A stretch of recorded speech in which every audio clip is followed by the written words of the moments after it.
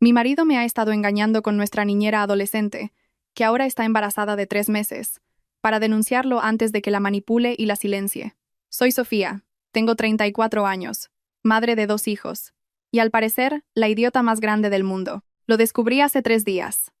3 días fingiendo que todo era normal mientras mis entrañas se retorcían en nudos. 3 días viendo a mi marido Javier dar las buenas noches a nuestros hijos sabiendo lo que sabía. 3 días mirando la foto de perfil de Facebook de nuestra niñera, Clara, una y otra vez, buscando en su cara de 17 años respuestas que nunca encontraría allí. El caso es que no se suponía que lo supiera todavía. Clara se lo contó a su mejor amiga, Carla. Carla se lo contó a su hermana mayor, Mónica. Y Mónica trabaja en la cafetería a la que voy todos los martes por la mañana. Mónica me apartó ayer. Le temblaban las manos. Sofía, necesito decirte algo. Me vas a odiar por esto. Pero si no digo nada, me odiaré más a mí misma. Así empezó todo, con la voz temblorosa de Mónica en la trastienda de una cafetería que olía a café quemado y a toda mi vida desmoronándose. Javier, mi Javier, el hombre que lloró en nuestra boda, que me sostuvo la mano durante 2 embarazos difíciles, que a veces todavía me dejaba notas en la bolsa del almuerzo. Y Clara, la dulce Clara, a la que conocíamos desde que tenía 14 años, que empezó a cuidar de nuestros hijos cuando cumplió los 16, a la que mi hija Lucía adoraba, a la que Javier recogía y llevaba a casa cada vez que cuidaba de nuestros hijos porque era lo responsable. No volví a casa de inmediato. Me senté en mi coche en el aparcamiento de la cafetería durante 2 horas, intentando respirar, intentando pensar. Mi móvil no paraba de vibrar con mensajes de Javier preguntándome dónde estaba, si había recogido su traje de la tintorería, cosas normales y mundanas de marido que ahora sentía como papel de lija contra mi piel. Necesitaba pruebas. Eso fue lo que decidí. Porque quizá Mónica estaba equivocada. Quizá era un malentendido. Quizá Clara estaba embarazada. Pero no era el bebé de Javier. Y de alguna manera la historia se había tergiversado. Pero lo sabía. De esa manera, nauseabunda y vacía, en que sabes las cosas antes de que tu cerebro se ponga al día. Lo sabía. Así que volví a casa. Le di un beso de saludo a Javier. Le pregunté por su día, y luego le dije que esa noche tenía club de lectura, y que no volvería hasta tarde. No tenía ningún club de lectura. En su lugar, fui a casa de Clara. Vivía a 3 calles, con su madre, Isabel. Había visto a Isabel docenas de veces. Charlábamos en los eventos del colegio. Intercambiábamos cumplidos cuando dejaba a Clara. Parecía agradable, normal, como alguien cuya hija no se estaba acostando con mi marido. Aparqué al final de la calle y esperé. A las 7:30, Isabel se fue. Vi su coche desaparecer al doblar la esquina, y entonces me acerqué a la puerta principal. Clara abrió al segundo timbrazo. Llevaba unos pantalones cortos de pijama y una sudadera ancha. Cuando me vio se le fue todo el color de la cara. Sofía. Hola. No. No te esperaba. ¿Puedo pasar? Mi voz sonaba tranquila. Extrañamente tranquila. Se hizo a un lado. Me dejó entrar. La casa olía a palomitas de microondas. Nos quedamos en el pasillo. Ninguna de las dos se sentó. No era ese tipo de conversación. Lo sé, dije. Sus ojos se llenaron de lágrimas inmediatamente. Sofía, lo siento mucho. Lo siento muchísimo. Nunca quise que nada de esto. ¿Cuánto tiempo? Se secó los ojos. 6 meses. Empezó hace 6 meses. 6 meses. Hice los cálculos en mi cabeza. Eso fue justo después de volver de nuestras vacaciones familiares en la Costa Brava. El viaje en el que Javier parecía distraído, donde no paraba de mirar el móvil y sonreír a mensajes que no me enseñaba. El bebé es suyo. Asintió. Empezó a llorar más fuerte. Quise decírtelo tantas veces, pero él dijo. Dijo que teníamos que tener cuidado. Que teníamos que esperar el momento adecuado. Que te iba a dejar, pero que tenía que hacerlo de la manera correcta para no perder a los niños. La manera correcta. Como si hubiera una manera correcta de hacer estallar a tu familia. ¿Tu madre lo sabe? No. Nadie lo sabe excepto Carla y Javier. Y ahora tú. Se abrazó a sí misma. Parecía tan joven. Porque era joven. 17 años, todavía en bachillerato, todavía tenía fotos de su viaje de fin de curso en Instagram. Me sentí enferma. ¿Qué quiere que hagas? Pregunté, refiriéndome al bebé. Dudó. Quiere que no lo tenga.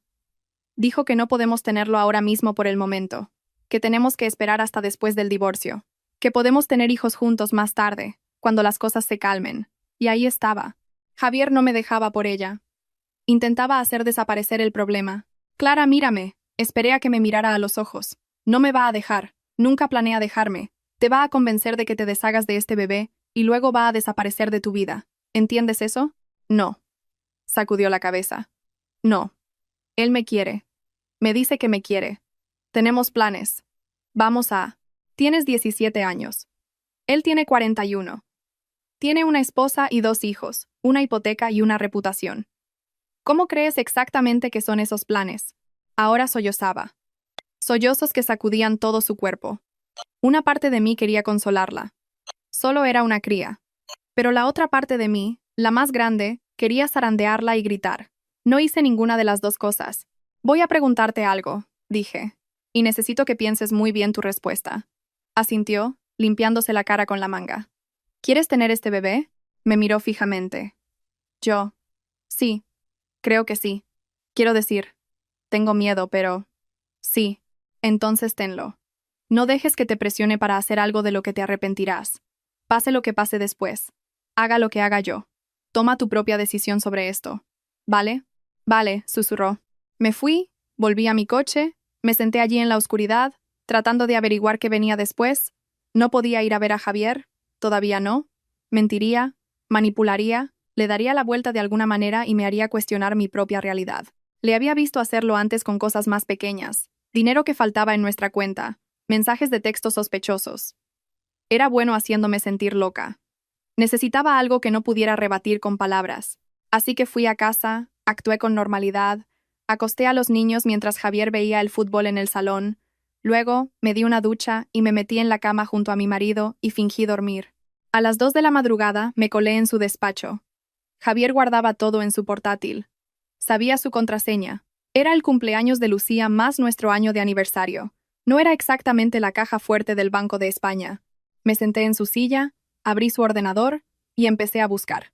Los correos electrónicos estaban archivados en una carpeta llamada Clientes Pérez. Astuto.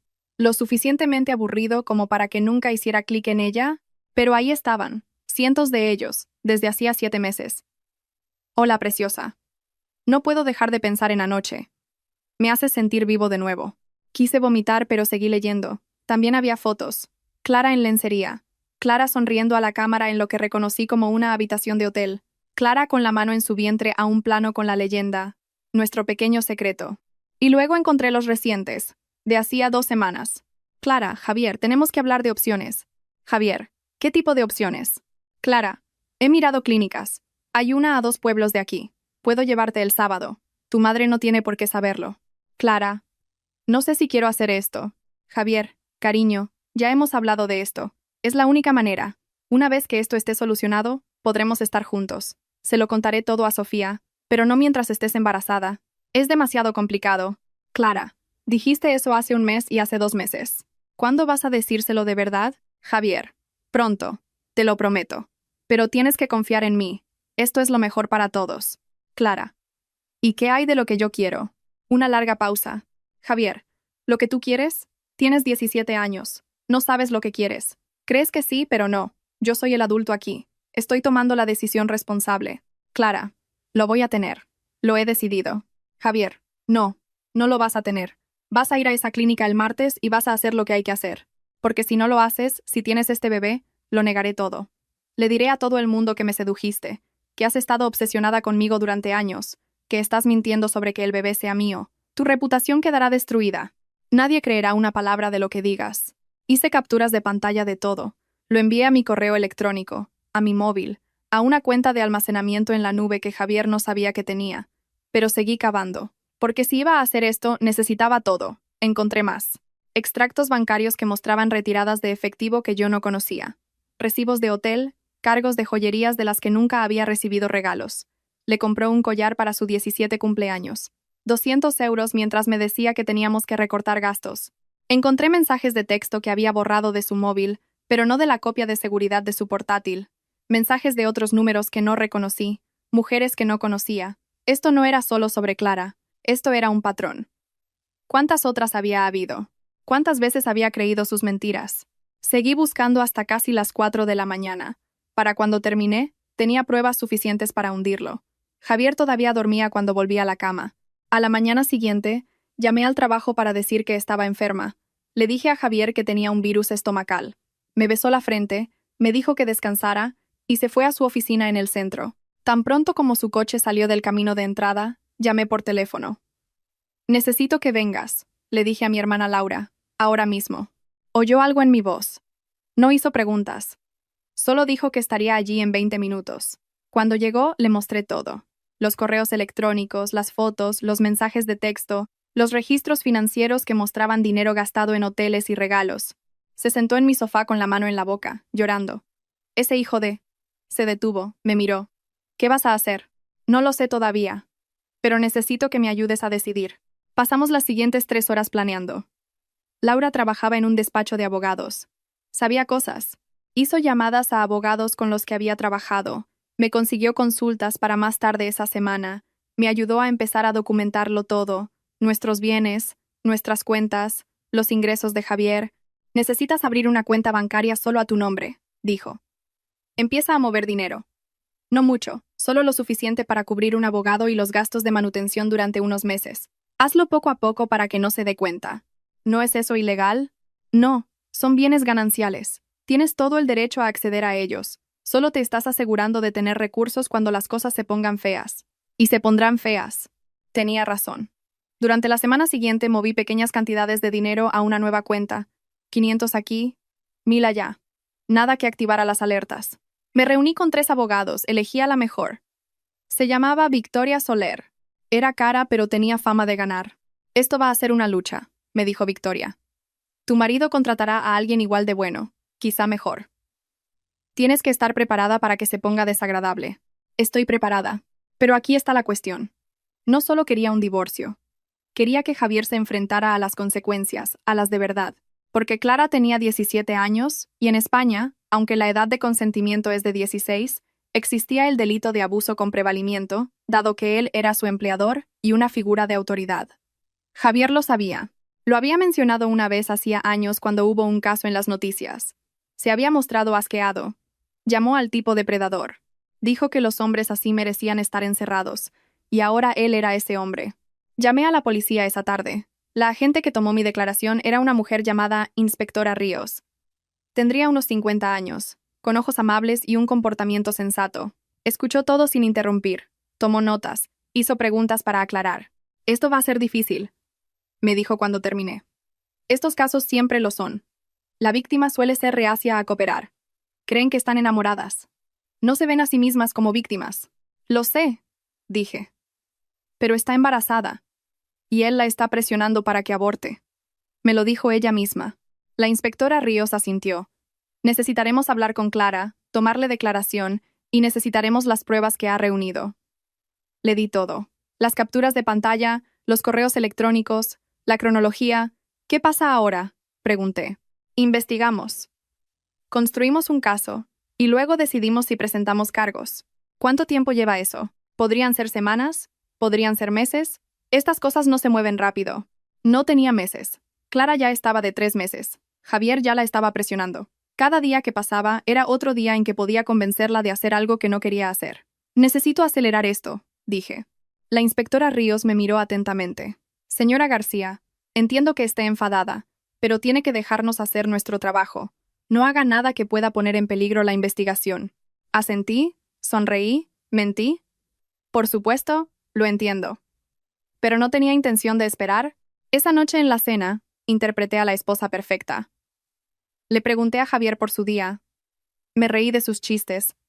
Le rellené la copa de vino. Estaba pensando, dije, cortando mi pollo. Deberíamos llamar a Clara para que cuide a los niños este fin de semana. Hace tiempo que no viene. Creo que Lucía la echa de menos. Javier casi se atraganta con el agua. Clara, no creo que sea una buena idea. ¿Por qué no? He oído que ha estado ocupada con cosas del instituto. Probablemente no tenga tiempo. Le enviaré un mensaje y le preguntaré. Saqué mi móvil. Sofía, no lo hagas. Su voz era cortante. Demasiado cortante. Le miré. ¿Hay alguna razón por la que no quieras que Clara cuide más a los niños? Forzó una sonrisa. No, por supuesto que no. Solo no quiero que te decepciones si está ocupada. Me arriesgaré. Envié el mensaje allí mismo, en la mesa. Javier me vio hacerlo, con la mandíbula apretada. Clara respondió en 5 minutos. Me encantaría. ¿A qué hora? Sábado. Le mostré a Javier la pantalla. ¿Ves? Está disponible. No dijo nada, solo miró su plato. El resto de la cena fue en silencio. Javier se excusó temprano. Dijo que tenía trabajo que hacer en su despacho. Le oía al teléfono. Su voz era baja, enfadada. No pude entender las palabras, pero sabía que estaba hablando con Clara. Después de que los niños se acostaran, llamé a la puerta de su despacho. ¿Todo bien?, pregunté. Parecías estresado en la cena. Bien, solo cosas del trabajo. ¿Seguro? Has estado distante últimamente. Me miró. Por un momento pensé que podría confesar, que podría contármelo todo, pero no lo hizo. Estoy bien, Sof, solo cansado. Un proyecto grande en el trabajo. Asentí, cerré la puerta, fui a nuestro dormitorio y lloré en mi almohada para que los niños no me oyeran. Llegó el sábado. Le dije a Javier que había quedado con Laura. Un día de chicas, de compras y comida. Pareció aliviado de que yo estuviera fuera de casa. Clara llegó a mediodía. Parecía nerviosa. No dejaba de mirar a Javier. Lucía está muy emocionada de que estés aquí, le dije, abrazándola. Luego le susurré al oído. Necesitamos hablar más tarde. Es importante. Ella asintió. Me fui, pero no fui a encontrarme con Laura. En cambio, aparqué a 2 calles y esperé. A las 12:30, le envié un mensaje a Clara. ¿Sigue ahí? Sí, respondió. Ha enviado a los niños a jugar al jardín. Quiere hablar. Grábalo, le respondí. Activa la grabadora de voz de tu móvil y mételo en el bolsillo. Que no lo vea. Aparecieron 3 puntos. Desaparecieron. Aparecieron de nuevo. Vale, envió finalmente.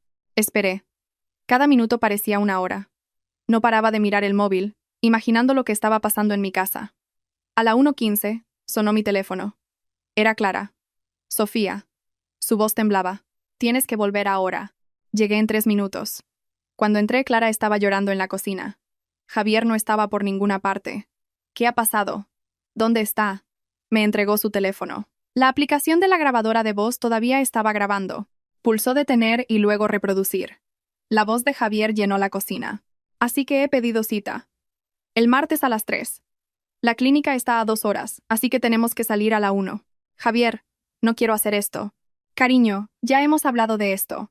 Es la única manera. Una vez que esto esté solucionado, podremos estar juntos. Se lo contaré todo a Sofía, pero no mientras estés embarazada. Es demasiado complicado. Dijiste eso hace 1 mes y hace 2 meses. ¿Cuándo vas a decírselo de verdad? Pronto, te lo prometo. Pero tienes que confiar en mí. Esto es lo mejor para todos. ¿Y qué hay de lo que yo quiero? Una larga pausa. La voz de Javier cambió. Se volvió fría. Lo que tú quieres. Tienes 17 años. No sabes lo que quieres. ¿Crees que sí? Pero no. Yo soy el adulto aquí. Estoy tomando la decisión responsable. Lo voy a tener. Lo he decidido. No, no lo vas a tener. Su voz era dura ahora. Aterradora. Vas a ir a esa clínica el martes y vas a hacer lo que hay que hacer. Porque si no lo haces, si tienes este bebé, lo negaré todo. Le diré a todo el mundo que me sedujiste, que has estado obsesionada conmigo durante años, que estás mintiendo sobre que el bebé sea mío. Tu reputación quedará destruida. Nadie creerá una palabra de lo que digas. Clara sollozaba en la grabación. Dijiste que me querías. Y te quiero.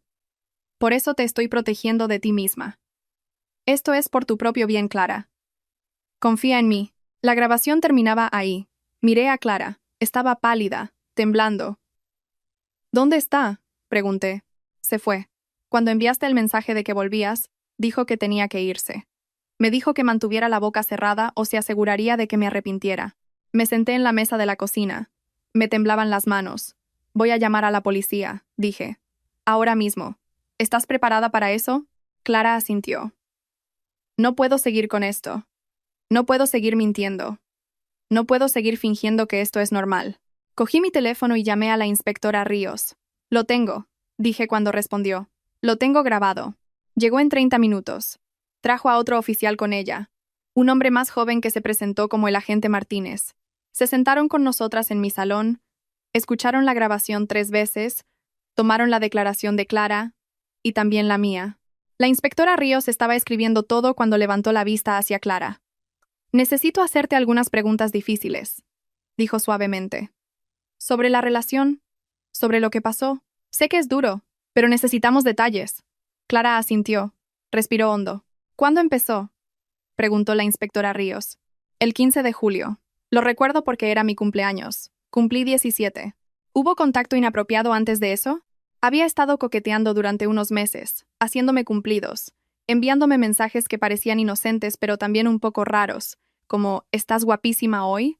O no puedo dejar de pensar en nuestra conversación. ¿Se lo contaste a alguien? No, pensé que me lo estaba imaginando. Era el marido de Sofía, un padre. No pensé que realmente, ya sabes. ¿Qué pasó el 15 de julio? La voz de Clara se hizo más baja. Dijo que necesitaba hablar conmigo de algo importante. Me preguntó si podíamos vernos. Pensé que era sobre el trabajo de niñera, pero me llevó a un hotel. Dijo que no podía seguir ocultando sus sentimientos, que llevaba meses enamorado de mí, que su matrimonio estaba acabado y que solo esperaba el momento adecuado para irse. ¿Qué dijiste tú? Dije que no sabía, que me parecía mal. Pero él siguió diciendo todas esas cosas. Que era madura para mi edad, que le hacía sentir vivo, que estábamos destinados a estar juntos. Y yo quise creerle. Era el hombre exitoso y atractivo que me prestaba atención. Me hizo sentir especial. Se me rompía el corazón al escucharla.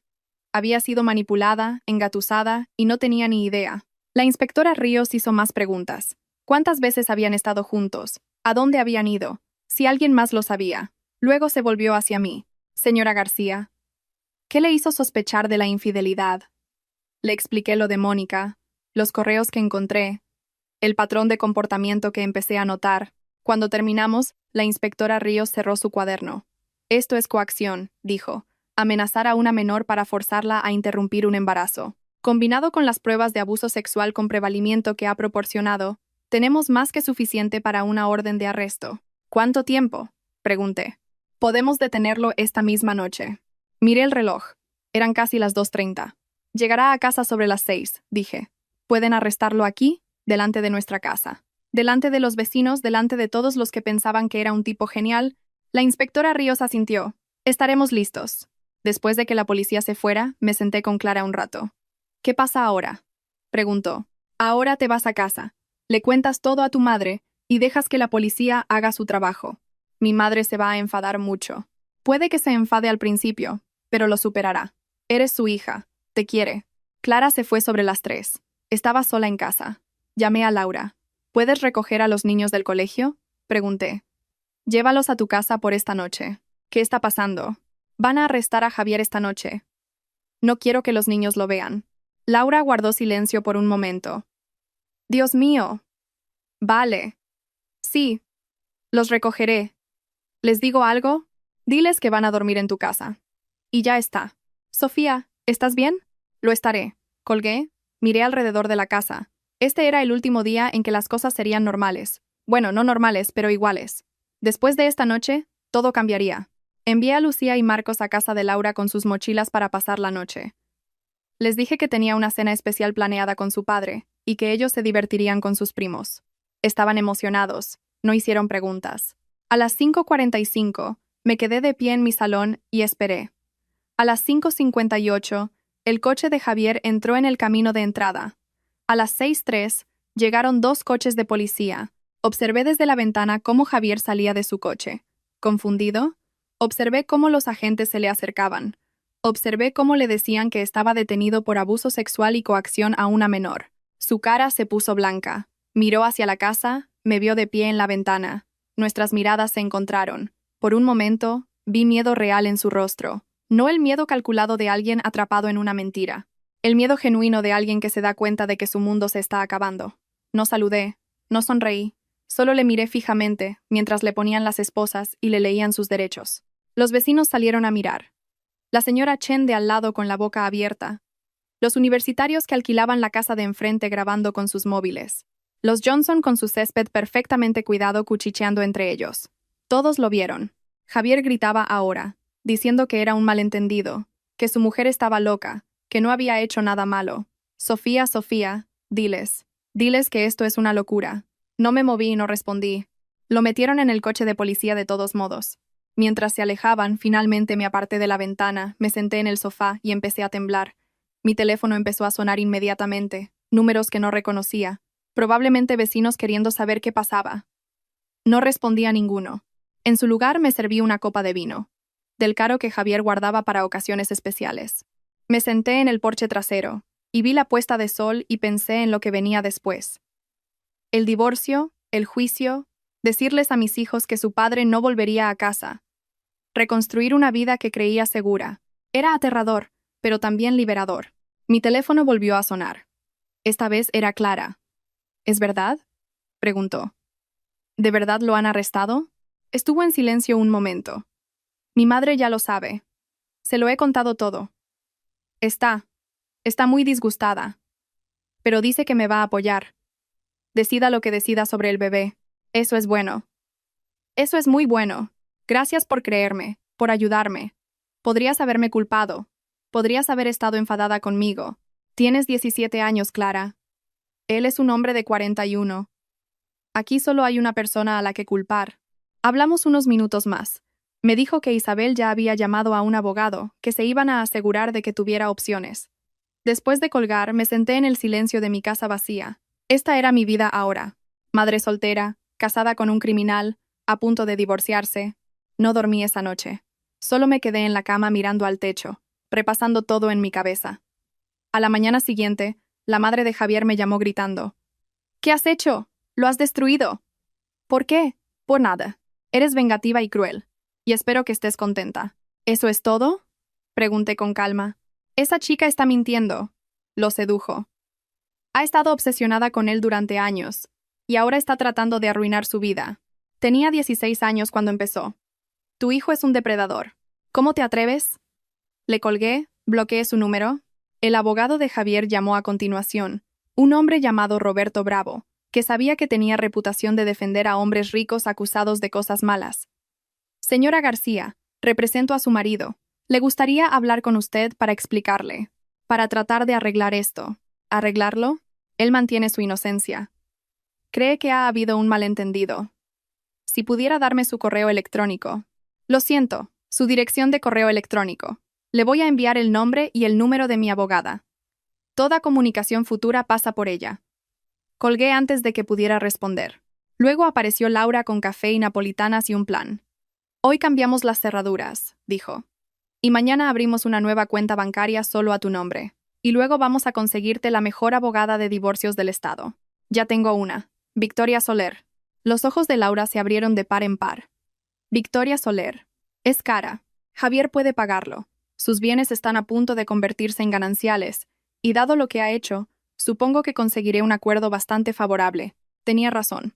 Al final de la semana había cambiado las cerraduras, abierto nuevas cuentas, comenzado el proceso de separar mi vida de la de Javier. Victoria solicitó el divorcio el lunes. Custodia de emergencia de los hijos, orden de alejamiento, pensión temporal. El abogado de Javier lo impugnó todo. Dijo que estaba siendo vengativa, que estaba usando el arresto para obtener una ventaja injusta. Pero el juez no se lo tragó. El señor Pérez está actualmente en prisión a la espera de juicio por cargos graves que involucran a una menor, dijo el juez. La solicitud de la señora García de la custodia completa no solo es razonable, es prudente. Javier salió bajo fianza 2 días después. Sus padres la pagaron, 50.000 euros. No se le permitía contactar conmigo ni con Clara, ni acercarse a menos de 500 metros de nuestra casa. Lo intentó de todos modos. La primera vez fue un mensaje de un número nuevo. Sofía, por favor, tenemos que hablar. Todo esto es un gran malentendido. Lo reenvié a la inspectora Ríos y bloqueé el número. La segunda vez fue un correo electrónico, largo y divagante, afirmando que Clara lo había perseguido, que él había intentado resistirse, pero ella no lo dejaba en paz, que sí, había cometido un error, pero no era lo que parecía. También lo reenvié a la inspectora Ríos. La tercera vez fue una carta entregada en casa, escrita a mano, rogándome que reconsiderara, que pensara en los niños, que recordara la vida que habíamos construido juntos. Esa se la di a Victoria. Está violando la orden de alejamiento, dijo ella. Cada contacto es una violación separada. Bien, que cabe su propia tumba. La noticia salió en la prensa local 2 semanas después. Empresario local detenido por abuso sexual. Usaron la foto profesional de Javier, esa en la que sonríe con su traje caro, con aspecto respetable y digno de confianza. La sección de comentarios fue brutal. Algunas personas lo defendieron. Dijeron que debe haber más en la historia, que Javier Pérez nunca haría algo así. Pero la mayoría no. La mayoría lo vio por lo que era. Asco. Espero que se pudra en la cárcel. Pobre chica. Pobre su mujer. Javier perdió su trabajo en cuestión de días. La empresa no quería la publicidad. No podía arriesgarse a asociarse con alguien acusado de lo que se le acusaba. Su socio, Un hombre llamado Tomás, a quien conocía desde hacía años, me llamó. Sofía, lo siento mucho, no tenía ni idea. Si lo hubiera sabido, habría. No es tu culpa. Aún así, si hay algo que pueda hacer, cualquier cosa que necesites. Por lo que vale, lo estamos sacando de la empresa. Recibirá su parte del negocio, pero ya no participará en las operaciones. Gracias por decírmelo. Los amigos de Javier dejaron de llamar. Sus compañeros de golf ponían excusas. Los hombres con los que había pasado todos los domingos viendo el fútbol, de repente tenían otros planes. Estaba solo. Mientras tanto, yo estaba inundada de apoyo. Amigos con los que no había hablado en años se pusieron en contacto. Los vecinos traían tortillas de patatas. Laura estaba en mi casa casi todos los días. La parte más difícil fue decírselo a los niños. Esperé una semana. Dejé que se acostumbraran a su nueva rutina. Luego los senté. Marcos solo tenía 6 años. No lo entendía muy bien. ¿Papá hizo algo malo?, preguntó. Sí, algo muy malo. ¿Está castigado? Casi me río. Si solo fuera así de simple. Algo así. Va a estar fuera por un tiempo. ¿Cuándo volverá?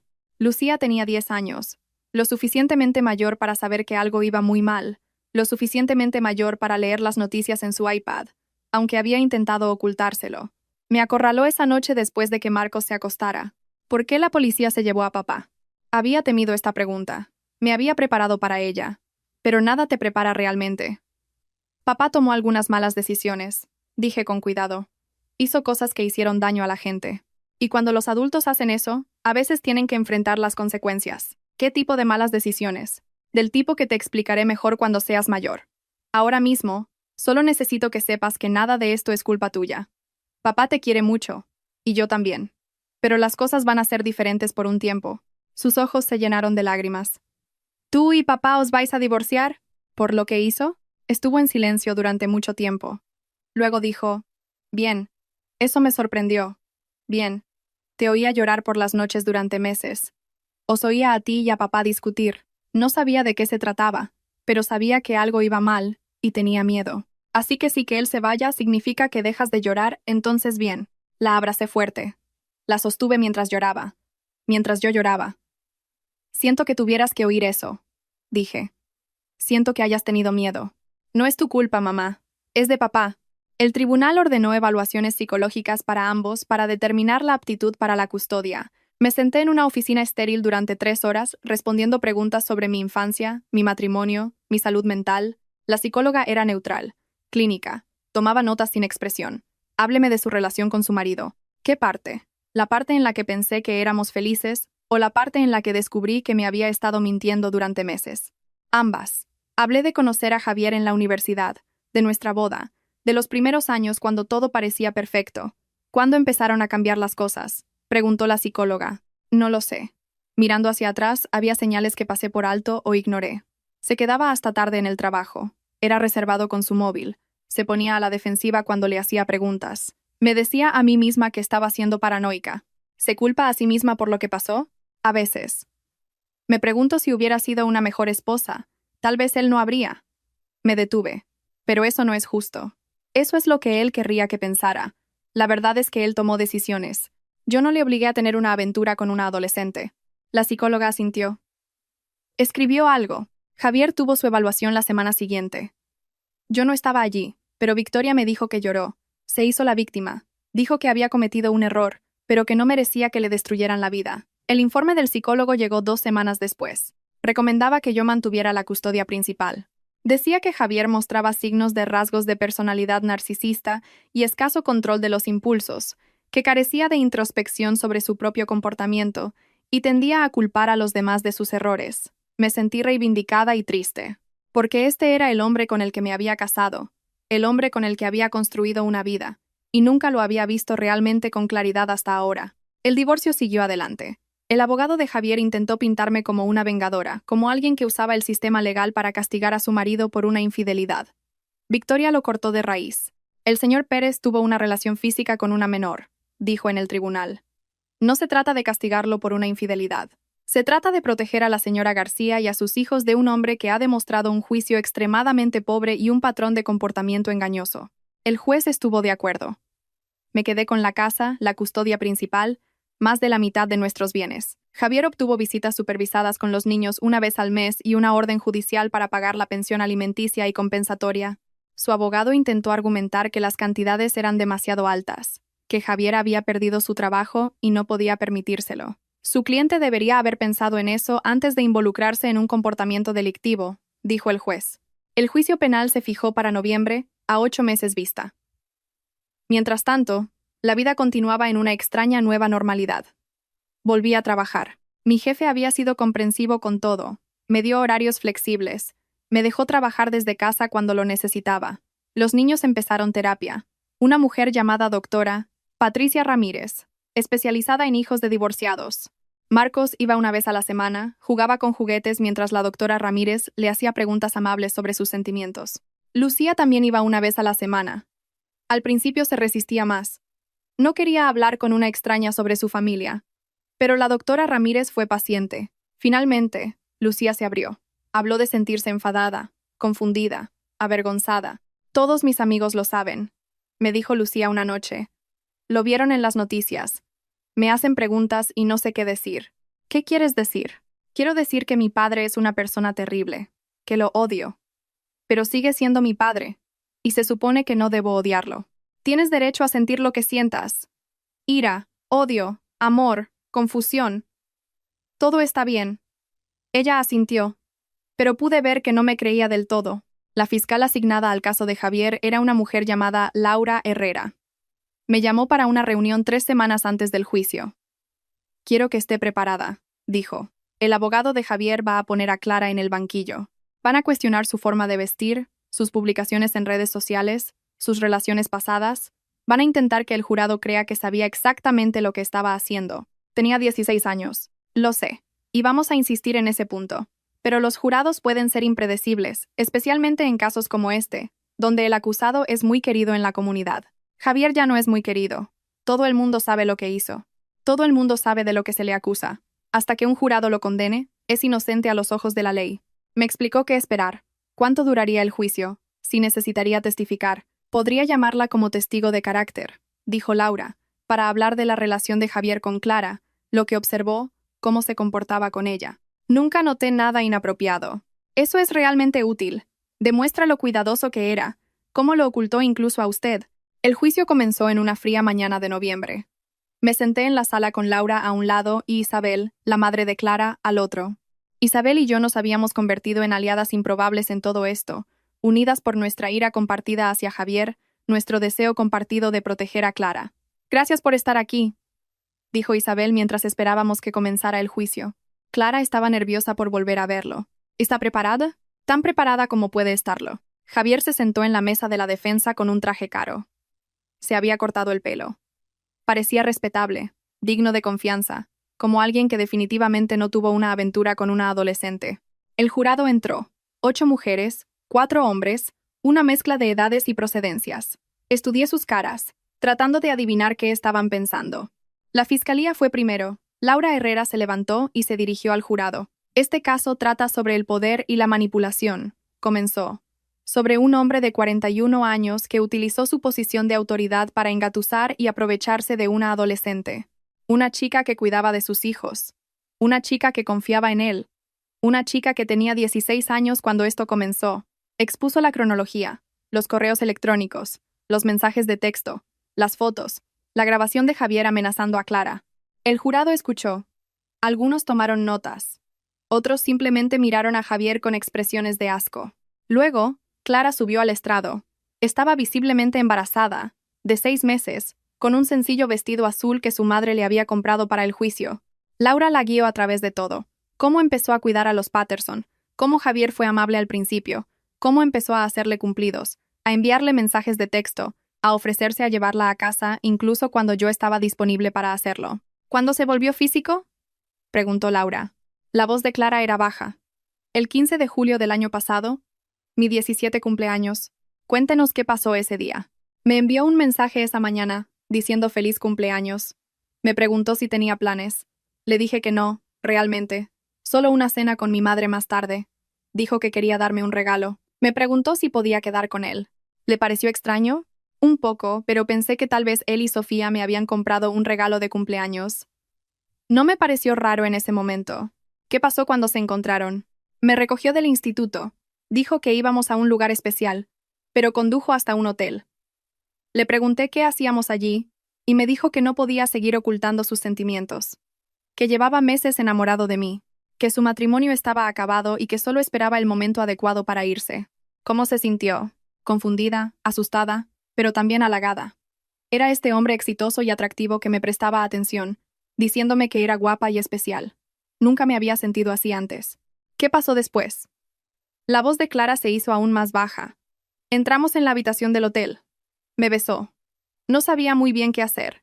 Solo había besado a un chico antes, un compañero de clase, y no fue así. Javier parecía tan seguro, como si supiera lo que estaba haciendo, y yo simplemente le seguí la corriente. ¿Tuvieron relaciones físicas ese día? ¿Usted quería? Dudó. No lo sé. No dije que no, pero tampoco sentí que pudiera decir que no. Me estaba diciendo todas esas cosas, que estábamos destinados a estar juntos, que esto era especial, que le hacía sentir vivo, y le creí. Laura hizo más preguntas sobre el patrón que se desarrolló. Encuentros semanales en hoteles, textos y correos electrónicos. Los regalos que Javier le compró. Me regaló un collar, dijo Clara, para mi cumpleaños. Era caro. Lo llevaba todo el tiempo. Pensé que significaba que realmente se preocupaba por mí. ¿Cuándo descubrió que estaba embarazada? A finales de septiembre. Me faltó la regla y me sentía mal todo el tiempo. Hice 3 pruebas para asegurarme. ¿Cuál fue su reacción? Estaba aterrorizada. Tengo 17 años. Todavía estoy en bachillerato. No tengo trabajo. Pero también, pensé que tal vez Javier se alegraría, que esto le haría dejar finalmente a Sofía, que podríamos ser una familia de verdad. ¿Qué dijo Javier cuando se lo contó?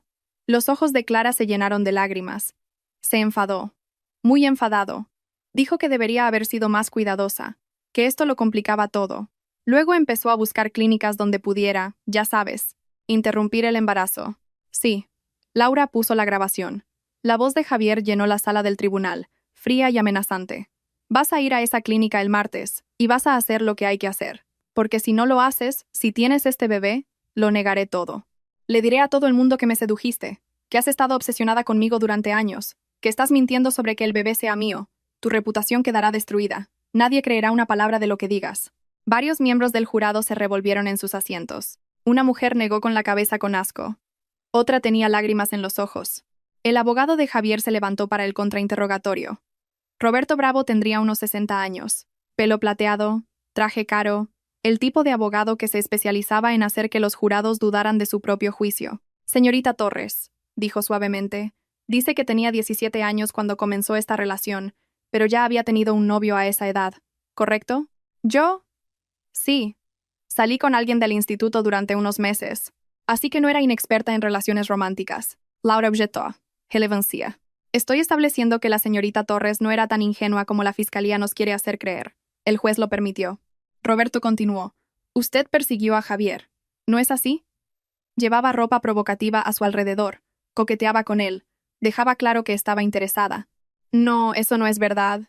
Le envió fotos suyas. Fotos provocativas. Él me las pidió. Pensé que eso era lo que hacían las personas que se querían, pero las envió voluntariamente. Nadie la forzó. Tenía 16 años. Él tenía 40. Debería haberlo sabido. Está evitando la pregunta.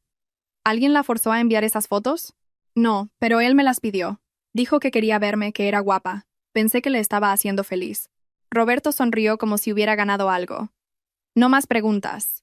Laura hizo una réplica. Le pidió a Clara que explicara la dinámica de poder, cómo se sintió incapaz de rechazar las peticiones de Javier, cómo la hizo sentir que tenía que mantenerlo feliz o perdería el interés, pero pude ver que algunos de los miembros del jurado no estaban convencidos. Miraban a Clara como si hubiera tomado decisiones, como si tuviera parte de responsabilidad. La fiscalía trajo a testigos expertos. A continuación, una psicóloga especializada en comportamientos de grooming testificó sobre cómo los depredadores identifican objetivos vulnerables y gradualmente rompen sus límites. No es algo repentino, explicó. Es un proceso. Primero viene la amistad, hacer que la víctima se sienta especial. Luego vienen pequeñas violaciones de límites, una mano en el hombro que dura demasiado tiempo, comentarios que podrían ser inocentes o podrían ser inapropiados. Luego violaciones más grandes, hasta que finalmente la víctima ha sido condicionada a aceptar cosas que habría rechazado al principio. ¿Este patrón coincide con lo que ha oído sobre el señor Pérez y la señorita Torres? Sí, absolutamente. El señor Pérez siguió el manual clásico del grooming casi a la perfección. Un pediatra testificó sobre el desarrollo del cerebro adolescente, cómo el córtex prefrontal, la parte del cerebro responsable del juicio y la toma de decisiones, no está completamente desarrollado hasta mediados de los 20. Un joven de 17 años puede parecer un adulto, dijo, pero neurológicamente no lo son. Son particularmente vulnerables a la manipulación por parte de figuras de autoridad porque carecen de la experiencia y el desarrollo cerebral para reconocer cuándo se están aprovechando de ellos. La defensa trajo a sus propios expertos, un psicólogo que testificó que algunos adolescentes son más maduros que otros, que la edad cronológica no siempre coincide con la edad emocional. Trajeron testigos de carácter, personas que conocían a Javier desde hacía años. Su socio Tomás testificó que Javier era un buen hombre, un padre dedicado, que esto estaba completamente fuera de lugar. Conozco a Javier desde hace 15 años, dijo Tomás. Siempre ha sido profesional, respetuoso. Nunca vi ningún comportamiento que sugiriera que era capaz de algo así. Su compañero de cuarto de la universidad testificó. Su antiguo jefe, gente de su club social, todos diciendo lo mismo. Este no era Javier. Había cometido un error, pero no era un depredador. Luego me llamaron a mí. No había planeado testificar, pero el abogado de Javier me había citado como testigo de la defensa. Caminé hasta el estrado con las piernas temblorosas. Roberto Bravo me sonrió. Señora García, gracias por estar aquí. No respondí. ¿Estuvo casada con Javier durante cuánto tiempo? 12 años. ¿Y en esos 12 años alguna vez lo vio comportarse de manera inapropiada con una menor? ¿Alguna vez tuvo preocupaciones sobre su relación con Clara? No. No hasta que descubrí lo que realmente estaba pasando. Así que, desde su perspectiva, su relación parecía normal, profesional. Sí. Él era su empleador. Yo era su empleadora. Parecía un acuerdo normal de niñera. ¿Javier mencionó alguna vez tener sentimientos por Clara? ¿Dijo alguna vez algo negativo sobre su matrimonio? Hice una pausa. Teníamos problemas matrimoniales normales, discusiones sobre dinero, sobre a quién le tocaba fregar los platos, pero nada que pareciera serio. Así que, a su entender, Javier era un buen marido, un buen padre. Miré a Javier. Me estaba mirando con una expresión esperanzada, como si pudiera salvarlo. A mi entender, sí, dije, pero he aprendido que lo que yo sabía era muy diferente de lo que realmente estaba sucediendo. Roberto Bravo intentó que dijera más, que pintara a Javier con una mejor luz, pero no lo hice. Me ceñí a los hechos, cosas que había observado, cosas que había sabido. Cuando bajé del estrado, Javier intentó captar mi mirada. Le miré como si fuera transparente. El juicio duró 2 semanas en total. En el último día, ambos abogados presentaron sus alegatos finales. Laura Herrera recordó al jurado que Clara era una niña cuando esto comenzó, que Javier estaba en una posición de poder, que había usado ese poder para manipularla y controlarla, que las grabaciones demostraban su verdadero carácter. Roberto Bravo intentó pintar a Javier como un hombre que había cometido un error, que se había enamorado de la persona equivocada en el momento equivocado, que merecía una segunda oportunidad. ¿Es lo que hizo Javier incorrecto? Sí, dijo Bravo. ¿Es criminal? Eso es lo que tienen que decidir. ¿Fue Clara realmente una víctima o fue una participante voluntaria en una relación que cruzó los límites? El jurado deliberó durante 6 horas. Me senté en el pasillo fuera de la sala. Laura a un lado, Isabel y Clara al otro. No hablamos mucho, solo esperamos. Cuando el oficial de justicia nos llamó para volver a entrar, mi corazón latía tan fuerte que pensé que podría desmayarme. El jurado entró. Ninguno de ellos miró a Javier. Eso es una buena señal, susurró Laura. El juez se dirigió al portavoz. En el cargo de abuso sexual con prevalimiento, ¿cómo lo declaran? Culpable. Clara empezó a llorar. Isabel la abrazó. En el cargo de coacción a una menor, ¿cómo lo declaran? Culpable. La madre de Javier dejó escapar un sollozo. Su padre se sentó con cara de piedra. Javier simplemente miró al frente, como si no pudiera creer que esto estuviera sucediendo realmente, como si realmente hubiera pensado que se saldría con la suya. El juez agradeció al jurado y fijó la sentencia para 3 semanas después. Salí del juzgado al frío aire de noviembre. Había periodistas por todas partes. Señora García, ¿cómo se siente con el veredicto? Señora García, ¿se reconciliará con su marido? Señora García, ¿tiene algo que decir? Me detuve, miré directamente a las cámaras. Espero que esto envíe un mensaje de que los hombres en posiciones de poder No pueden aprovecharse de las adolescentes y salirse con la suya. Que la justicia importa, que las supervivientes merecen ser creídas. Luego me subí a mi coche y me fui. La audiencia de sentencia fue 3 semanas después, justo antes de Acción de Gracias. El abogado de Javier trajo cartas de amigos y familiares, de los profesores de Lucía y Marcos que no conocían toda la historia, de personas de la comunidad que pensaban que 4 años era demasiado duro. El juez leyó algunas de ellas en voz alta. Javier Pérez es un pilar de esta comunidad. Cometió un error, pero no es un monstruo. Sus hijos necesitan a su padre. Luego, Laura Herrera presentó cartas de su lado, de organizaciones que trabajan con víctimas de grooming, del terapeuta de Clara, de mí. Había pasado horas escribiendo esa carta, tratando de explicar lo que Javier había hecho, no solo a Clara, sino a nuestra familia, a nuestros hijos, a la confianza que se supone que debe existir entre adultos y niños. El juez la leyó en silencio, luego miró a Javier. Señor Pérez, ¿tiene algo que decir? Javier se puso de pie. Había perdido peso, parecía más pequeño, de alguna manera disminuido. Señor juez, sé que cometí errores, sé que hice daño a la gente, pero no soy el monstruo que están pintando. Me enamoré de alguien de quien no debería haberme enamorado. Eso es todo. No soy un depredador. Solo soy un hombre que tomó malas decisiones. Tengo 2 hijos que necesitan a su padre, una familia que me necesita. Pido clemencia. El juez lo miró fijamente durante un largo momento. Señor Pérez, usted no se enamoró. Usted engatusó a una niña. Utilizó su posición de confianza y autoridad para manipular a una joven de 16 años en una relación física. La dejó embarazada y luego la amenazó cuando no quiso hacer lo que usted quería. Priorizó sus propios deseos por encima del bienestar de ella, del bienestar de su esposa, del bienestar de sus hijos. Esos no son errores. Son delitos. Y merecen ser castigados en consecuencia. Lo sentenció a 4 años con la posibilidad de libertad condicional después de 2 si mostraba buen comportamiento y completaba programas de tratamiento. La madre de Javier gritó. Su padre tuvo que sujetarla físicamente para que no se abalanzara sobre el estrado. Se llevaron a Javier esposado. Me miró una última vez. Aparté la mirada. Fuera del juzgado me quedé con Clara e Isabel. Gracias, dijo Clara. Por todo, por creerme, por luchar por mí. Tú hiciste la parte difícil, dije. Tú dijiste la verdad. Testificaste. Fuiste valiente. Todavía tengo miedo de tener el bebé, de ser madre a los 18. Vas a estar bien. Tienes a tu madre, tienes apoyo, y eres más fuerte de lo que crees. Nos abrazamos, y por primera vez desde que todo esto comenzó, sentí que tal vez todo estaría realmente bien. Las vacaciones de ese año fueron extrañas. Navidad sin Javier, solo yo, y los niños y la familia de Laura. Lucía me ayudó a hacer galletas. Marcos ayudó a decorar el árbol. Vimos películas y abrimos regalos y fingimos que todo era normal. Pero no era normal. No realmente. Marcos preguntó por Javier un par de veces. ¿Cuándo volvería papá a casa? Si papá estaría allí para Navidad. Le dije que papá estaba fuera, que había tomado malas decisiones y tenía que quedarse donde estaba. Marcos pareció aceptarlo. Era lo suficientemente joven como para que los detalles no importaran mucho. Solo sabía que papá ya no estaba.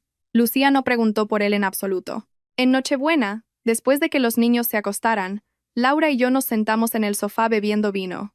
¿Cómo estás de verdad?, preguntó. No lo sé. Algunos días estoy bien. Otros días siento que me estoy ahogando. Eso es normal. Has pasado por un trauma. Sigo pensando en todas las señales que me perdí. Todas las veces que debería haber sabido que algo iba mal. No puedes pensar así. Javier fue cuidadoso. Lo ocultó bien. Pero, ¿y si hay algo malo en mí? ¿Y si soy el tipo de persona que atrae a hombres así? Para. El comportamiento de Javier no es un reflejo de ti. Él tomó decisiones, malas decisiones. Fuiste una buena esposa, una buena madre. Hiciste todo bien. Quería creerla, pero una parte de mí todavía se lo preguntaba. Llegó el año nuevo. Hice propósitos. Cuidarme, hacer más ejercicio, comer mejor, ir a terapia. Había empezado a ver a una terapeuta en diciembre. Una mujer llamada doctora, Elena Morales, especializada en trauma por traición. Vas a tener problemas de confianza, me dijo en nuestra primera sesión. Eso es normal. Lo que Javier hizo no fue solo una infidelidad. Fue una traición fundamental a todo lo que creías sobre tu relación.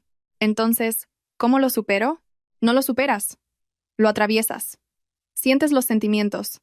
Procesas el trauma. Y finalmente, sales por el otro lado. Cambiada. Pero entera. Sonaba bien en teoría, pero en la práctica, era difícil. Tenía pesadillas, sueños en los que encontraba más pruebas, más mujeres, más mentiras. Tenía ataques de pánico, una ansiedad repentina y abrumadora que me golpeaba en momentos aleatorios.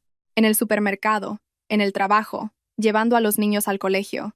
La doctora Morales me enseñó técnicas de respiración, ejercicios de anclaje, formas de manejar la ansiedad cuando aparecía. Poco a poco empecé a sentirme más estable.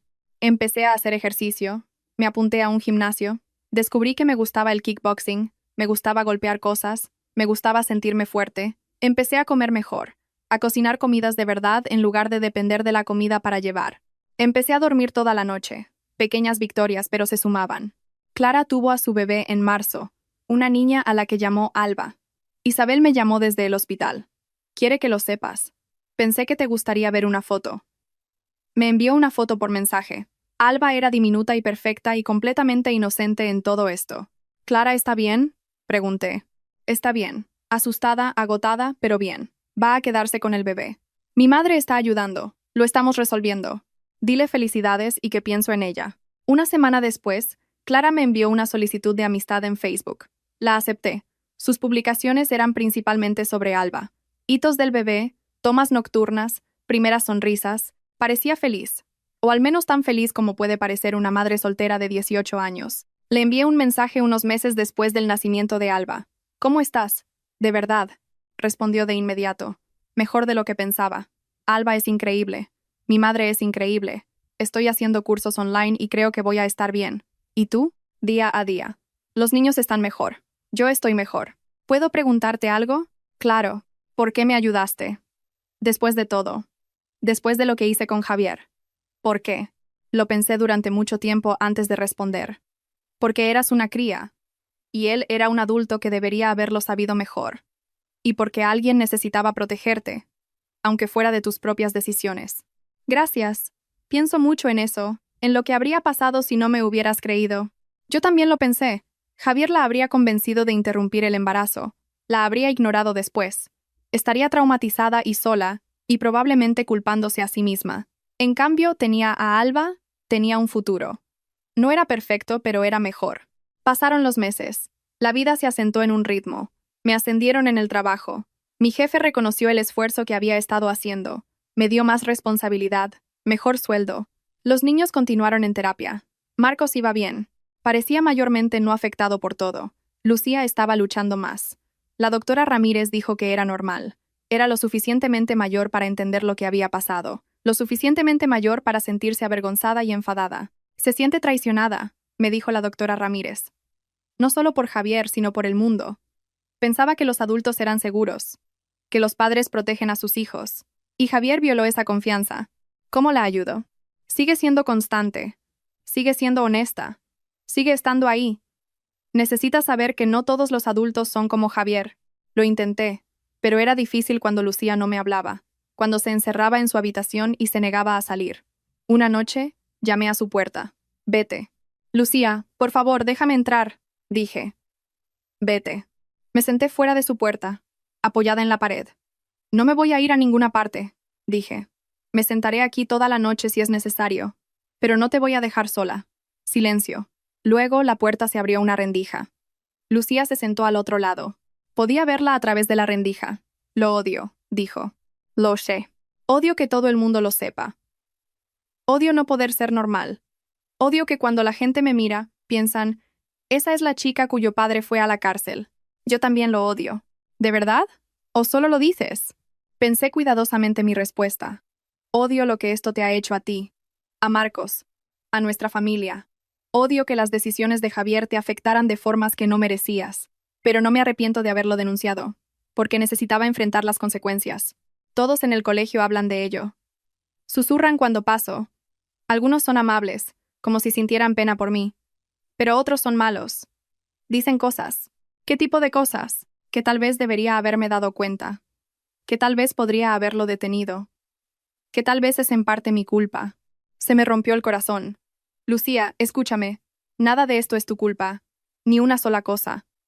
Eras una niña. No tenías ni idea de lo que estaba pasando. Ni siquiera yo lo sabía. Y yo estaba casada con él. Pero, ¿y si lo sabía? ¿Y si había señales y las ignoré?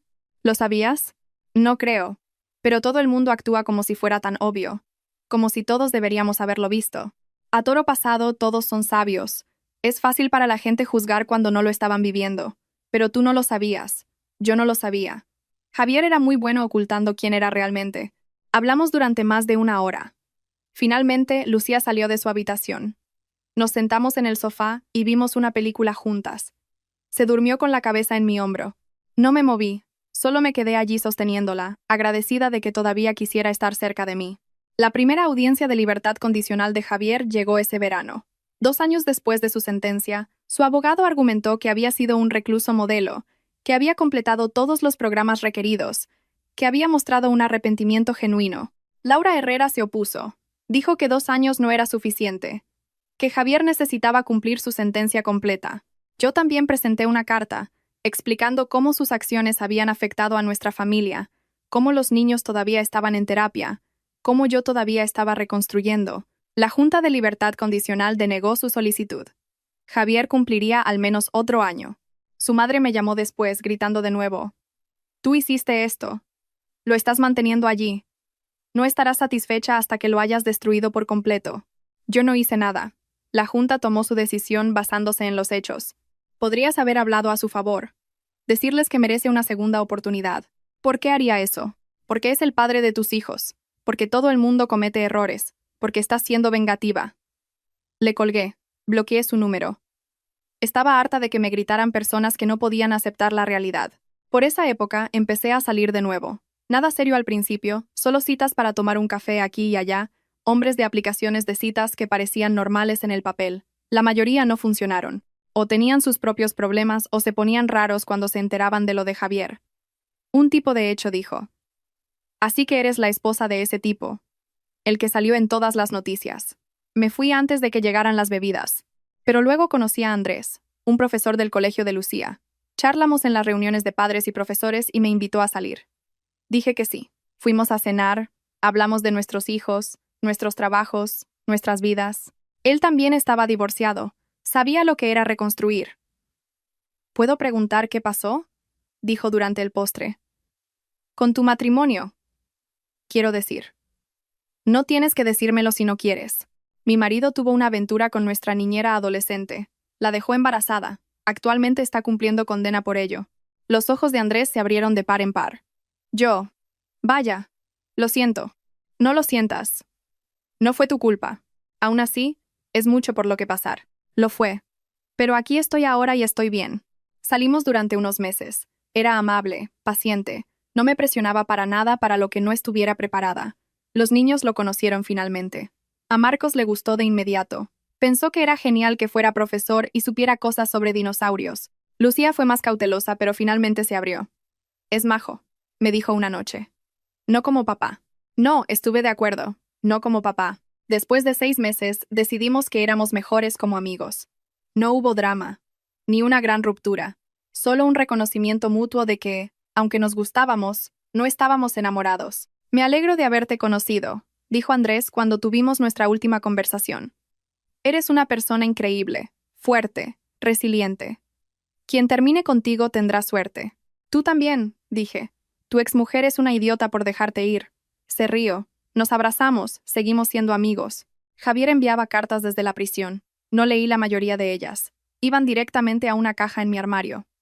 Pero un día, unos 2 años y medio después de su sentencia, la curiosidad me pudo. Abrí una. Tenía fecha de 6 meses después de su sentencia.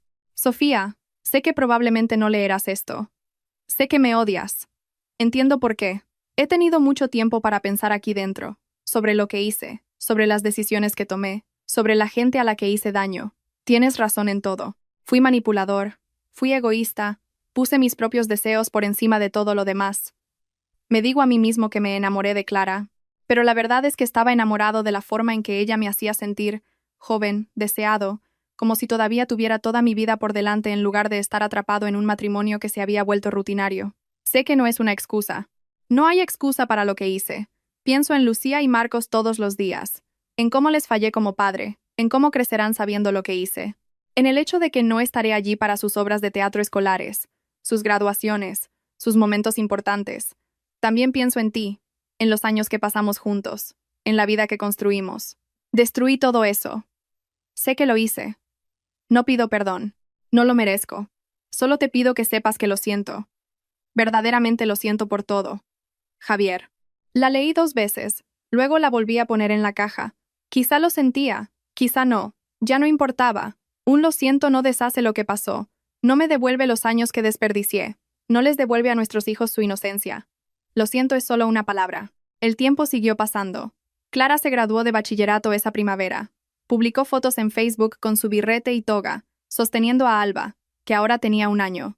La habían aceptado en la universidad, en un grado de formación profesional, para poder quedarse cerca de casa y ayudar con Alba.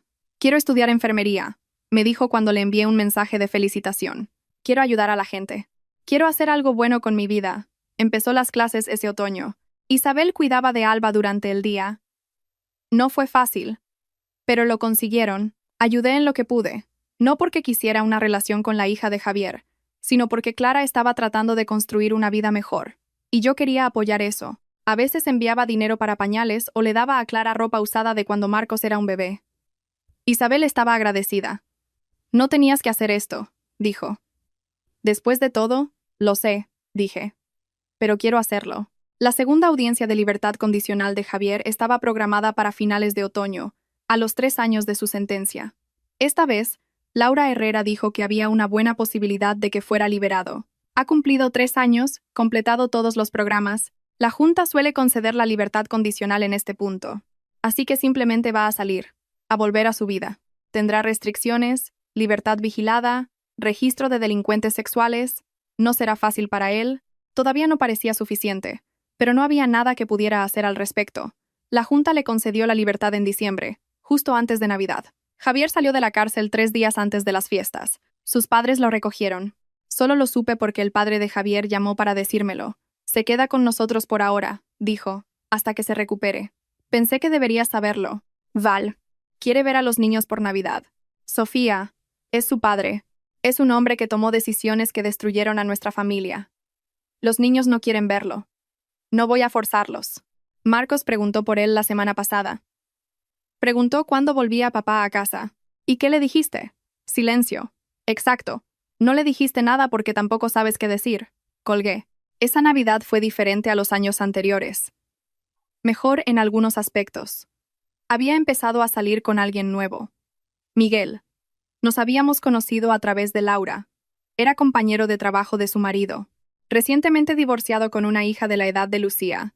Llevábamos viéndonos unos meses, tomándonos las cosas con calma. Vino en Nochebuena, me ayudó a terminar de decorar, jugó a juegos de mesa con los niños. A Lucía le gustaba, decía que era divertido. A Marcos también le gustaba, especialmente cuando Miguel le enseñó a construir un cohete de modelismo. Se sentía bien, normal, como si tal vez estuviéramos construyendo algo real. En Nochebuena, después de que los niños se durmieran y Miguel se fuera a casa, mi teléfono vibró. Un mensaje de un número desconocido. Ya estoy fuera. Sé que no quieres saber de mí, pero necesitaba que supieras que voy a hacerlo mejor. Voy a demostrar que puedo cambiar. Por ti, por los niños, por todos a los que hice daño. Miré el mensaje durante mucho tiempo. Luego bloqueé el número. Porque no necesitaba que Javier demostrara que podía cambiar. Necesitaba que se mantuviera alejado. Unas semanas más tarde, Javier apareció en el colegio de Marcos. No intentó llevárselo. No se le acercó. Simplemente se quedó al otro lado de la calle y observó cómo salían los niños. Un profesor se dio cuenta, lo reconoció de las noticias, llamó a la policía. Javier fue escoltado y recibió una advertencia. Solicité una orden de alejamiento al día siguiente. La audiencia fue rápida. Le mostré al juez el mensaje, el incidente del colegio, el patrón de comportamiento. El abogado de Javier argumentó que Javier tenía derecho a ver a sus hijos, que yo estaba siendo irrazonable. Mi abogado contraatacó con todo. El contacto no deseado, la violación de los límites, el hecho de que su presencia traumatizaba a los niños. El juez se puso de mi lado. Señor Pérez, usted tiene derecho a visitas supervisadas. Puede organizar visitas a través de los canales adecuados. Aparecer en el colegio de su hijo no es el canal adecuado. ¿Lo entiende? Javier asintió. Salió del juzgado con sus padres. No volví a saber de él en meses. La vida siguió. Miguel y yo nos pusimos serios. Empezamos a hablar del futuro, de cómo podría ser si nos mudábamos juntos. A los niños les encantaba. Lo llamaban Mike. Preguntaban cuándo volvería a venir. Se sentía bien de una manera que mi matrimonio con Javier nunca lo hizo. Fácil, honesto, sin secretos, sin mentiras. Nos comprometimos ese otoño. Una propuesta sencilla en casa con los niños presentes. Lucía lloró lágrimas de felicidad. Dijo que había estado esperando que se lo pidiera. Marcos le chocó los 5. Dijo que ya era hora. Nos casamos ese invierno. Una ceremonia pequeña. Amigos y familiares cercanos. Laura fue mi madrina de honor. Javier se enteró por rumores. Me envió un correo electrónico. Espero que seas feliz. Espero que te trate mejor que yo. Espero que a los niños les guste. Espero que algún día me perdones. No respondí. Porque el perdón no era algo que Javier pudiera pedir. Era algo que yo daba. Sí. Y cuando estuviera preparada. Y no estaba preparada. Puede que nunca lo estuviera. Y eso estaba bien. La vida con Miguel era diferente. Mejor. Era presente. Involucrado. Aparecía cuando decía que lo haría. Iba a los partidos de baloncesto de Marcos. Ayudaba a Lucía con sus deberes. Cocinaba la cena cuando yo trabajaba hasta tarde. Era lo que Javier había fingido ser. Y los niños prosperaron. Las notas de Marcos mejoraron. Lucía sonreía más. Parecía más ligera de alguna manera. La doctora Ramírez dijo que era porque finalmente se sentían seguros de nuevo. Que la consistencia y la honestidad les habían devuelto algo que Javier les había quitado. Clara terminó su primer año de enfermería. Publicó sobre ello en Facebook. Lo difícil que era equilibrar las clases y ser madre, pero lo mucho que valía la pena. Alba ya tenía 3 años. Empezaba preescolar, inteligente y feliz y llena de energía. A veces veía sus fotos y sentía una punzada. Esta niña era técnicamente la medio hermana de mis hijos. La hija de Javier. Pero sobre todo, me sentía contenta de que Clara hubiera elegido tenerla. De que Alba existiera y fuera amada. Javier intentó una vez más ser parte de nuestras vidas. Apareció en la graduación de secundaria de Lucía. Estaba en 2 grados de la ESO. A punto de empezar el instituto. Era un gran momento. Lo vi entre la multitud antes que Lucía. Se me paró el corazón. Parecía diferente, más delgado, más viejo. La prisión lo había envejecido. La seguridad también lo vio. Había violado la orden de alejamiento al estar allí. Lo sacaron antes de que comenzara la ceremonia.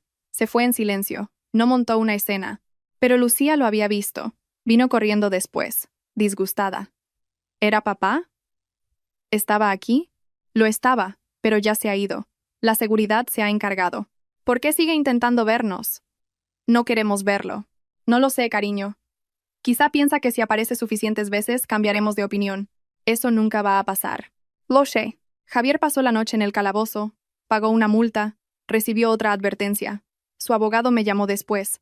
Señora García, mi cliente está desesperado por ver a sus hijos. Entiende que cometió errores, pero está tratando de enmendarlos. ¿Hay alguna manera? Si pudiera considerar. La respuesta es no. Tuvo oportunidades, múltiples oportunidades. Violó la orden de alejamiento varias veces. No va a verlos solo porque quiera. ¿Qué hay de las visitas supervisadas a través de los tribunales? Marcos tiene 11 años. Lucía tiene 14. Son lo suficientemente mayores para decidir si quieren verlo. Y no quieren. Si Javier quiere solicitar al tribunal visitas supervisadas, puede hacerlo. Pero no voy a obligar a mis hijos a pasar tiempo con alguien que los traumatizó. Después de eso, Javier dejó de intentarlo. Me enteré a través de su padre de que se había mudado a otra comunidad autónoma. Empezó de nuevo en algún lugar donde nadie conocía su nombre. Consiguió un trabajo en la construcción. Bien por él. Esperaba que se quedara allí. Marcos se graduó de bachillerato cuando cumplió 18. Consiguió una beca de baloncesto para la universidad. Fue un momento de orgullo. Mi niño pequeño, todo un hombre. En la fiesta de graduación, me llevó aparte. He invitado a papá, dijo en voz baja. Espero que no te importe. Se me encogió el corazón. ¿Por qué? No lo sé. Para cerrar el círculo, tal vez. No lo he visto en años. Apenas lo recuerdo. Solo. Necesitaba verlo. Saber que es real. Y no solo esta historia que todo el mundo cuenta. Respondió. Sí. Va a venir. No se sentará con nosotros ni nada. Se quedará atrás, pero quería que lo supieras. Asentí. Traté de ocultar mi ansiedad. Javier vino, se sentó en la última fila. No intentó acercarse a nosotros. Después de la ceremonia, Marcos fue a hablar con él. Hablaron durante quizás 5 minutos. Miguel se quedó cerca de mí, sosteniendo mi mano. ¿Estás bien?, preguntó. Sí. Creo que sí. Cuando Marcos volvió, le pregunté, ¿qué tal? Raro. Parece viejo, cansado. ¿De qué hablasteis? De nada realmente. Dijo que estaba orgulloso de mí. Me preguntó por la universidad. Le dije a dónde iba, y dijo que era genial. Luego nos quedamos sin cosas que decir. ¿Te alegras de haber hablado con él? Marcos lo pensó. Sí, creo que lo necesitaba, para ver que es solo una persona. No esta cosa grande y aterradora en mi cabeza. Solo un tipo que tomó malas decisiones y tiene que vivir con ellas. Una perspectiva muy madura. Aprendí de la mejor. Me abrazó y me di cuenta de que eso era. Esa era la victoria. No que Javier fuera a la cárcel, no ganar el divorcio, ninguna de las cosas externas. La victoria fue criar hijos que entendían los matices, que podían ver a las personas como complicadas, que podían reconocer el dolor sin ser consumidos por él. Eso era lo que Javier no podía quitarnos. Lucía se graduó de bachillerato 2 años después. Fue aceptada en una escuela de arte en la ciudad. Tenía talento. Siempre se le había dado bien dibujar, pero en el instituto realmente había florecido. Su portafolio estaba lleno de piezas poderosas, algunas sobre el trauma, algunas sobre la curación, algunas simplemente hermosas, por el simple hecho de serlo. No invitó a Javier a su graduación, ni siquiera lo consideró. Cuando le pregunté si quería, dijo, no, él no puede ser parte de mis éxitos. No estuvo allí para las partes difíciles. Tampoco tiene derecho a las partes buenas. Entendí. Respeté su elección. Después de graduarse, vino a verme con algo. Quiero hablar con Clara, dijo. Y con Alba, si no te importa. ¿Por qué? Porque Alba es técnicamente mi medio hermana.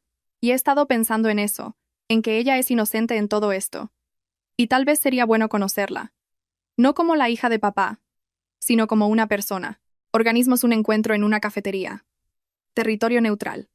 Clara trajo a Alba, que ahora tenía 7 años, una niña brillante y parlanchina, a la que le encantaban los dinosaurios y el arte. Lucía y Alba congeniaron de inmediato. Hablaron de dibujar, de colores favoritos, de nada y de todo. Clara y yo las observamos juntas. Gracias por esto, dijo Clara, por dejar que se conozcan. Dale las gracias a Lucía. Fue su idea. Aún así, podrías haber dicho que no. Sí, pero aferrarse a la ira para siempre no ayuda a nadie. Y Alba merece conocer a sus hermanos si ellos quieren conocerla. Marcos conoció a Alba unos meses después. Fue incómodo al principio. Tenía 19 años y no tenía ni idea de cómo hablar con una niña de 7 años, pero Alba rompió el hielo preguntándole si podía enseñarle a jugar al baloncesto. Pasaron una tarde en el parque, Marcos enseñando a Alba a botar el balón, Alba riéndose cada vez que fallaba un tiro. Fue extraño y hermoso y sanador de maneras que no había esperado. Ahora, 10 años después de que todo se desmoronara, estoy sentada en mi cocina tomando un café. Miguel está haciendo el desayuno. El olor a tostadas llena la casa. Los niños están ambos en la universidad. Marcos está en su 3er año. Lucía está en su 2º año de la escuela de arte. La casa está tranquila, en paz. Todavía pienso en aquellos días a veces. El descubrimiento, la confrontación, el arresto, el juicio, pero no duelen como antes. Ahora son solo parte de mi historia, parte de lo que me hizo ser quien soy. Más fuerte, más sabia, menos dispuesta a aceptar menos de lo que merezco. Laura todavía me dice que debería escribir un libro, que mi historia podría ayudar a otras mujeres. Quizás algún día lo haga. Clara es enfermera ahora, trabaja en el hospital infantil. Está prometida con un paramédico llamado Ryan que trata a Alba como a su propia hija. Se casan el próximo verano. Estoy invitada a la boda. Voy a ir. Alba va bien. Es una niña lista. Quiere ser científica cuando crezca. Sabe que Javier es su padre. Clara se lo dijo cuando tuvo edad para entenderlo, pero no tiene relación con él. Él envía postales a veces, me dijo Clara hace poco. En su cumpleaños, en las fiestas. Ella las lee pero no responde. ¿Cómo se siente ella con respecto a él? Curiosa, creo, pero no preparada para conocerlo. Quizá algún día, o quizá no. Es su elección. Javier sigue por ahí en algún sitio, viviendo en otra comunidad, trabajando, intentando reconstruir. No le deseo ningún mal, pero tampoco le deseo ningún bien. Simplemente se ha ido. Un capítulo que está cerrado. Y estoy bien con eso. Más que bien. El mes pasado, Marcos trajo a su novia a casa por acción de gracias, una chica dulce llamada Vanessa que estudia ingeniería. Lucía también vino a casa. Trajo su portafolio para enseñarnos sus últimos trabajos. Nos sentamos alrededor de la mesa. Yo, Miguel, los niños, Vanessa, la hija de Miguel, Emma, que se ha hecho muy amiga de Lucía. Y miré alrededor a esta familia que habíamos construido. No la familia que había planeado, sino la familia que tenía. Y era buena, mejor que buena. Era real, honesta, construida sobre la verdad en lugar de mentiras. A veces la gente me pregunta si me arrepiento de cómo manejé las cosas. Si desearía haberlo hecho de otra manera. La respuesta es no. Hice lo que tenía que hacer. Lo que sentía que era correcto. Protegí a Clara, protegí a mis hijos, me protegí a mí misma. Y al final, eso es lo que importa. No la venganza, no el castigo, solo la protección, solo la supervivencia, solo construir algo nuevo de las cenizas de algo roto. La casa es mía ahora, realmente mía. Repinté el dormitorio hace años, me deshice del despacho de Javier, lo convertí en una sala de lectura, con grandes ventanas y sillas cómodas. Miguel añadió estanterías. Lo hizo acogedor. A veces me siento allí con una taza de té y miro por la ventana y pienso en lo diferente que es mi vida ahora. Diferente para mejor, diferente para más difícil en algunos aspectos, pero mía, toda mía. Mi teléfono vibra. Es un mensaje de Lucía. Te quiero, mamá. Gracias por protegernos siempre, incluso cuando fue difícil. Sonrío. Escribo de vuelta. Te quiero también, cariño. Siempre. Y lo digo en serio, porque de eso se trataba todo esto. No de destruir a Javier. No de vengarme. Se trataba de proteger a las personas que amaba, y lo volvería a hacer todo en un abrir y cerrar de ojos. Está amaneciendo. Miguel me entrega un plato de tostadas con tomate y jamón. ¿En qué piensas? Pregunta. Solo en lo lejos que hemos llegado. Me besa la coronilla. Hemos llegado bastante lejos. Sí, digo. Realmente lo hemos hecho. Y esa es mi historia. Así es como pasé de ser la esposa perfecta a la mujer que envió a su marido a prisión. No me arrepiento. Ni un poco. Porque a veces, lo más valiente que puedes hacer es quemar todo lo que construiste y empezar de nuevo.